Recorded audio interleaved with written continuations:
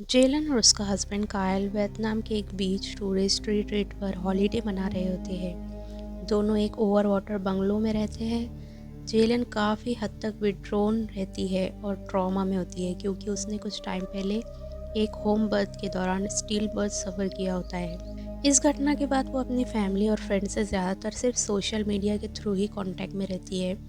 ये ट्रिप इसलिए प्लान की जाती है ताकि उसके मन को थोड़ा सुकून मिले और उसकी स्पिरिट्स दोबारा वापस आ सके।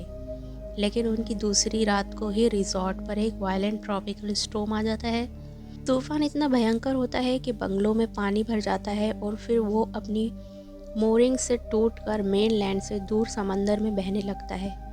इसी अफरा तफरी के दौरान कायल का पैर बहुत बुरी तरह से ज़ख्मी हो जाता है। जैसे जैसे दिन गुजरते जाते हैं, जेलन और कायल अपनी सिचुएशन का अंदाज़ा लगाने की कोशिश करते हैं और रेस्क्यू का इंतज़ार करते रहते हैं। एक दिन जब एक शिप पास से गुजरता हुआ दिखता है तो दोनों स्मोक सिग्नल बनाने की कोशिश करते हैं, लेकिन आग सिग्नल बनने के बजाय उनके शेल्टर को ही जलाकर बर्बाद कर देती है। इसके बाद दोनों मजबूरन अपना शेल्टर छोड़ देते हैं और एक तैरते हुए वुडन फ्लोरिंग के टुकड़े पर चढ़ जाते हैं। समंदर में बहते हुए कायल अपनी वाइफ से माफ़ी मांगता है क्योंकि उसने जेलन को अकेला छोड़ दिया था जब वो अपने ट्रॉमा से गुजर रही थी। इस इमोशनल मोमेंट के बाद दोनों के बीच सुलह हो जाती है और वो एक दूसरे के करीब आ जाते हैं। लेकिन थोड़ी ही देर बाद एक ग्रेट वाइट शार्क उनके राफ्ट पर अटैक कर देती है। शार्क कायल के पैर को काट लेता है। कायल का खून बहुत ज़्यादा बहने लगता है और वो धीरे धीरे मरने लगता है। उसी रात राफ्ट आखिरकार एक बीच से टकरा जाता है और फिर थकान के मारे वही बेहोश हो जाती है। अगले सुबह जब वो उठती है तो टाइड आ चुकी होती है और कायल का शरीर पानी में तैर रहा होता है। जेलन उसे वापस लाने की कोशिश करती है, लेकिन उससे पहले ही कई शार्क्स वहां आ जाती है और कायल के शरीर को नोच नोच कर खा जाती है। जब जेलन वापस शोर की तरफ आती है तब एक शार्क उस पर अटैक करता है और उसके पैर को काट लेता है। किसी तरह जेलन उस शार्क को भगा देती है। जख्मी होने के बाद भी वो खुद को संभालती है और कोस्ट के साथ साथ चलना शुरू करती है।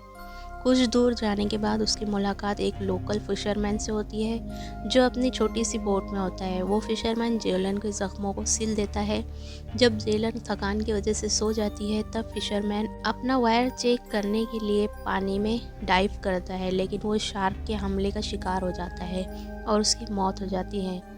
इसके बाद शार्क उस बोट पर भी अटैक करता है। जेलन एक हैंड हेल्ड आउटबोट इंजन से शार्क के सर पर वार करके उसे कुछ देर के लिए भगा देती है, लेकिन गुस्सा हुआ शार्क दोबारा लौट आता है और बोट को पलट देता है। जेलन डूबने से बचने के लिए बोट के एंकर रोप को अपने जिस्म के गिर्द लपेट लेती है। जब शार्क फिर से अटैक करता है तो गलती से उसके जबड़े बोट के ऊपर उठे हुए एंकर के अराउंड बंद हो जाते हैं। एंकर का एक फ्लूक सीधा शार्क के दिमाग में घुस जाता है और शार्क वही मर जाता है। उल्टी हुई बोट पर चढ़कर जेलन बहते बहते एक फिशिंग विलेज तक पहुंच जाती है, जहां बीच पर मौजूद फिशरमैन उसे देख लेते हैं और आखिरकार जेलन रेस्क्यू हो जाती है।